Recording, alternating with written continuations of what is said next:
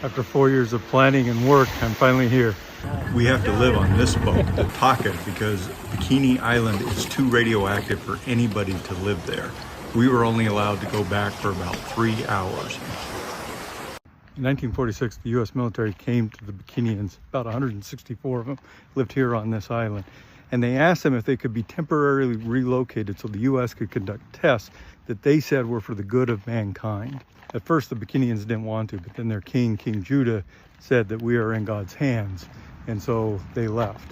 The United States military began to construct here the headquarters for their testing at Bikini Atoll. This was nuclear testing to determine not only how those bombs function, but tactics to use them against the enemy, such as how to sink an entire navy with one bomb. Between 1946 and 1958, 20% of all the radiation released in the world during nuclear testing was released here at Bikini Atoll. The island was so radioactive that nobody could come back. And then in the 1970s, the United States government told the people of Bikini that it was safe for them to return. They moved back into all of these houses, but it wasn't safe. And one of the reasons is because of those coconut trees. And these coconuts are one of the main reasons why the Bikinians weren't able to stay on Bikini Atoll after they were returned. Turns out that just living here, walking around, is safe. But if you start to eat things, what the scientists did not anticipate in their study was that radiation that is 3 feet underground, a meter underground, would get pulled up into the tree and into the coconuts and end up in what they were eating. And it wasn't just coconuts, it was everything they grew here. So there was much higher radiation content in their blood when they came back to test. And that let them know that it was unsafe for those people to continue to live here. And so they were taken off the island again.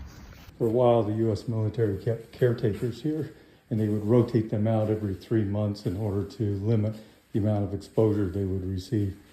But even then, were taken away eventually.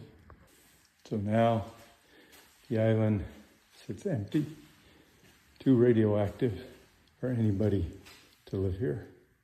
It's pretty incredible. When the order came to leave, they just left. They left everything.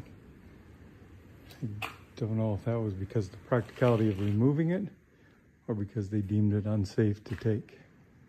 This is the fuel depot, and those tanks and the oil barrels were full and have been leaking for the past 40 years. I guess you don't care about oil when you've got radiation.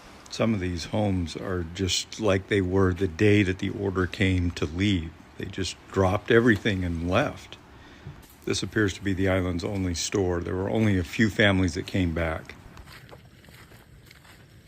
No, I guess it could be a bomb shelter or something. Looking at old photographs, that's exactly what it was. Scientists hid here when Castle Bravo blew up and was 15 megatons instead of 5. And radiation not only contaminated Bikini Island, but islands all around it, and resulted in birth defects that have lasted for generations. Bikini Island is a testament that man's hunger to continually find new ways to kill each other can deprive us of the paradise of peace.